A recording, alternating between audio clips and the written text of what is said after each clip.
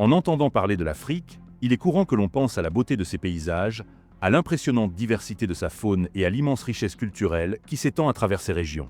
Mais derrière toute cette grandeur, le continent recèle aussi des secrets qui intriguent même les chercheurs les plus expérimentés. Dans cette vidéo, nous allons découvrir 10 phénomènes troublants que l'on ne voit qu'en Afrique. Les êtres de Sirius. L'étoile Sirius, l'une des plus brillantes du ciel nocturne, fascine depuis longtemps de nombreuses civilisations à travers le monde.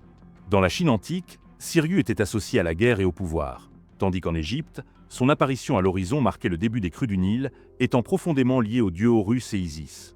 Ces anciennes cultures reconnaissaient l'importance de cette étoile tant pour l'agriculture que pour les mythes qui guidaient leur société.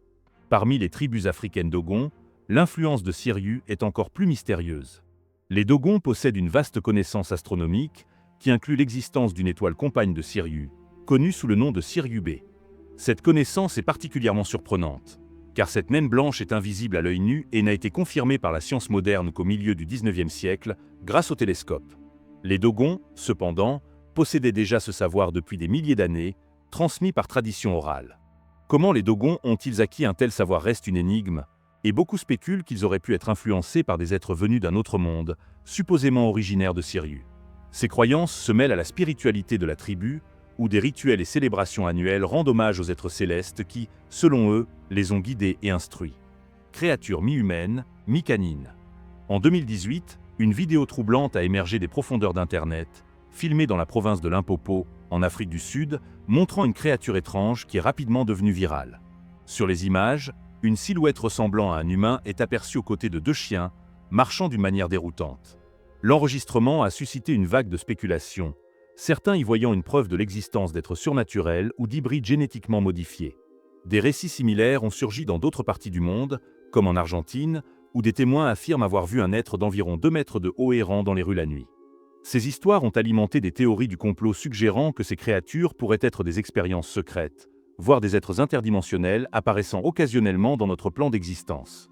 Toutefois, l'absence de preuves concrètes rend difficile de distinguer le fait de la fiction. Les scientifiques et les sceptiques ont proposé des explications plus rationnelles, suggérant que ces créatures pourraient être simplement des animaux atteints de malformations génétiques, des humains déguisés ou même des illusions provoquées par des caméras de mauvaise qualité et des jeux de lumière. Pourtant, pour ceux qui croient aux phénomènes paranormaux, ces apparitions prouvent que notre monde recèle encore des mystères qui défient notre compréhension. Ces histoires, vraies ou non, continuent de fasciner et de hanter l'imaginaire collectif. Le culte de 70 000 ans. Caché dans les profondeurs des grottes du Kenya, des archéologues norvégiens ont fait une découverte qui a changé notre compréhension de l'origine de la religion. En 2006, une série de pierres disposées selon des motifs particuliers a été trouvée, suggérant des pratiques rituelles datant de 70 000 ans. Ces vestiges archéologiques sont considérés comme les preuves religieuses les plus anciennes jamais découvertes, remontant à l'époque où l'humanité commençait à développer des capacités cognitives plus avancées. Cette découverte coïncide avec la période dite de révolution cognitive, au cours de laquelle les humains ont commencé à manifester des comportements culturels complexes tels que l'art et la religion. Les artefacts découverts dans ces grottes, dont des pierres polies qui brillent à la lumière du soleil, montrent que les premiers humains cherchaient déjà des significations spirituelles dans leur environnement. Ces rituels auraient pu jouer un rôle essentiel dans la cohésion sociale et le développement des premières communautés humaines. En plus de remettre en question nos conceptions sur l'origine des croyances religieuses, cette découverte met aussi en lumière le lien entre la religion et l'évolution de l'esprit humain. La capacité de croire en des concepts abstraits et de pratiquer des rituels complexes pourrait bien avoir été une clé de la survie et du succès de notre espèce. Ainsi, ces découvertes archéologiques nous rapprochent non seulement de nos ancêtres, mais nous aident aussi à comprendre le rôle central que la spiritualité a toujours joué dans notre évolution. Le marché vaudou. Si vous vous promenez dans les rues de Lomé, la capitale du Togo, en Afrique de l'Ouest, vous pourriez tomber sur un marché vendant les objets les plus extravagants, des crânes et ossements d'animaux, des herbes séchées et des talismans étranges. Voici le plus grand marché vaudou du monde, un endroit où la spiritualité et la croyance rencontrent le commerce et les traditions anciennes. Ce lieu peut sembler étrange aux étrangers, mais pour les habitants, c'est un marché parfaitement normal. Ici, des guérisseurs et des prêtres vaudous, connus sous le nom de Bokonon, se réunissent pour partager leur savoir. C'est ici qu'ils prescrivent des remèdes, accomplissent des cérémonies et offrent des aperçus du monde mystique du vaudou. Bien que le vaudou soit souvent mal compris et mal représenté dans la culture populaire, le marché d'Akodesewa offre un aperçu authentique de ses riches traditions et pratiques. Et une fois que l'on comprend le vaudou, on réalise qu'il est loin d'être cette pratique maléfique et obscure que dépeignent souvent les médias. Lalibela. Lalibela, un petit village au cœur de l'Éthiopie, est le foyer de l'une des cités sacrées les plus impressionnantes d'Afrique. Au XIIe siècle, le roi Lalibela eut une vision divine qui l'inspira à construire un complexe d'églises monolithiques taillées directement dans la roche du sol. Sans l'utilisation de briques ni de mortier, ces églises furent sculptées avec une précision impressionnante, formant un véritable labyrinthe de passages souterrains et de chambres secrètes. La construction de ces églises est entourée de légendes affirmant que des anges auraient aidé les artisans à ériger ces structures magnifiques en un temps record. Même avec les technologies modernes, reproduire ces églises représenterait un défi colossal, ce qui rend l'exploit médiéval encore plus impressionnant. Chaque église est unique, avec des symboles religieux et une architecture qui fusionnent foi et art dans une symbiose sacrée. Pendant des siècles, Lalibela a servi de centre de pèlerinage, notamment pour les chrétiens orthodoxes éthiopiens.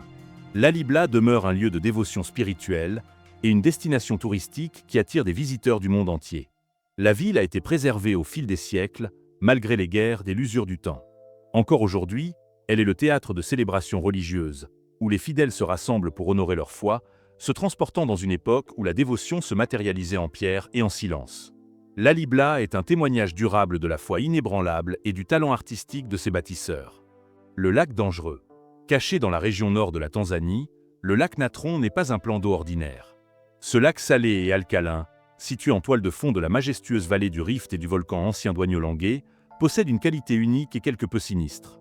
Ce qui distingue le lac Natron, c'est son incroyable alcalinité, due au carbonate de sodium et à d'autres minéraux qui s'écoulent des collines environnantes. Cela fait grimper le pH de l'eau à des niveaux extrêmes, atteignant parfois 10,5, presque aussi alcalin que l'ammoniac. Et voici où cela devient fascinant et un peu inquiétant. Les oiseaux et autres créatures qui entrent en contact avec l'eau du lac peuvent se retrouver en danger. La combinaison de l'alcalinité du lac et des températures élevées, pouvant atteindre 60 degrés Celsius, signifie que les animaux qui meurent dans ou autour du lac finissent souvent par se calcifier, prenant peu à peu l'apparence de pierre. Ces restes pétrifiés peuvent être retrouvés échoués, parfaitement conservés dans un état calcifié et fantomatique. Ce phénomène a été capturé de façon saisissante par des photographes, attirant l'attention du monde entier. Le réacteur nucléaire ultra-primitif. Dans les profondeurs du sol gabonais, en Afrique, des scientifiques ont fait une découverte surprenante qui allait bouleverser notre compréhension de l'histoire nucléaire de la Terre. En 1972, le docteur Francis Perrin et son équipe, en analysant du minerai d'uranium importé d'Oclo, remarquèrent quelque chose d'étrange. Une diminution inexpliquée de la teneur en uranium 235, l'isotope nécessaire aux réactions nucléaires.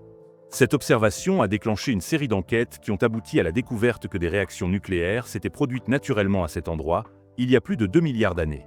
Au total, 16 réacteurs naturels ont été identifiés à Oklo. Ils ont fonctionné pendant des centaines de milliers d'années, de manière continue et contrôlée, sans aucune intervention humaine. Ce phénomène a été rendu possible grâce à une combinaison unique de conditions géologiques. La présence d'uranium enrichi, d'eau souterraine qui modérait les réactions, et de formations minérales absorbant les produits de fission. La découverte de ces réacteurs naturels a démontré que la Terre, il y a des milliards d'années, était déjà capable de processus que nous associons aujourd'hui à une technologie humaine avancée. Cette découverte est non seulement fascinante, mais elle nous offre aussi une nouvelle perspective sur le potentiel de la nature à créer des environnements complexes. En plus d'enrichir notre compréhension de l'histoire de l'énergie nucléaire, l'existence de ces réacteurs suggère que des processus de fission nucléaire auraient pu se produire ailleurs dans l'univers, dans des conditions similaires. Cela ouvre de nouvelles perspectives en astrobiologie et nous pousse à nous interroger sur ce que notre planète, et peut-être d'autres, cache encore dans ses couches les plus profondes. Le site de Great Zimbabwe. Le site archéologique de Great Zimbabwe, situé dans l'actuel Zimbabwe, est l'un des monuments les plus fascinants d'Afrique. Cette ancienne cité, entièrement construite en pierre, témoigne de la splendeur de l'empire Monomotapa, qui a prospéré entre les 9e et 15e siècles. Les ruines se composent de murs impressionnants, certains atteignant 11 mètres de hauteur, érigés sans l'usage de mortier. L'ingéniosité architecturale et la complexité du site impressionnent même les archéologues contemporains. Pendant longtemps, les explorateurs européens ont refusé de croire que ces structures pouvaient être l'œuvre de peuples africains, attribuant leur construction à des civilisations étrangères. Pourtant, des recherches archéologiques récentes ont confirmé que ce sont les peuples bantous qui ont érigé ce vaste complexe. Great Zimbabwe était un centre commercial prospère, reliant l'intérieur du continent à la côte est, et par là, au monde arabe et asiatique. Aujourd'hui, même en ruine, Great Zimbabwe demeure un symbole de fierté culturelle et d'identité pour le peuple zimbabwéen et pour toute l'Afrique. Le site est un rappel vivant de la sophistication des civilisations africaines précoloniales, défiant les récits eurocentriques qui ont longtemps sous-estimé la richesse des cultures du continent. De plus, la préservation de ce patrimoine archéologique est essentielle pour les générations futures, car il recèle encore des secrets qui pourraient nous aider à mieux comprendre notre histoire.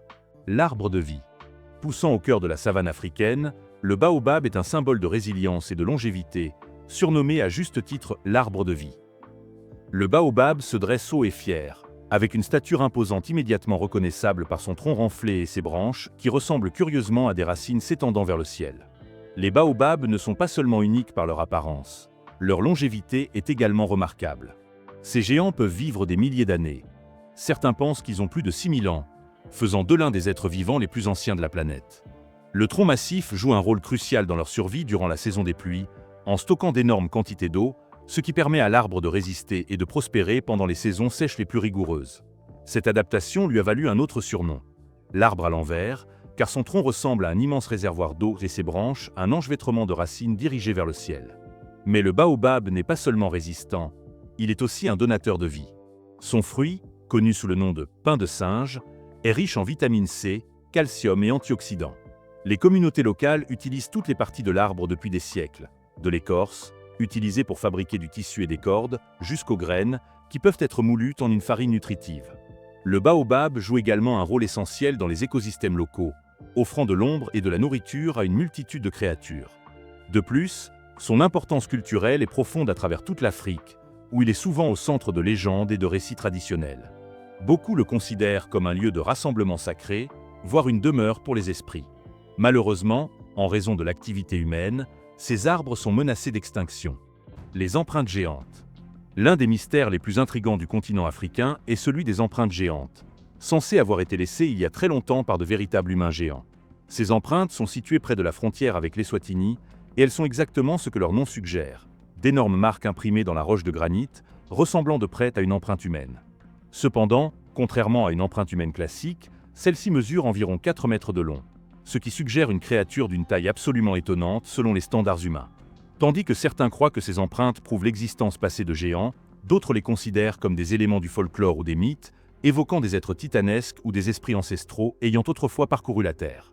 Certains chercheurs cherchent des explications scientifiques, explorant des phénomènes géologiques ou les attribuant à des créatures préhistoriques.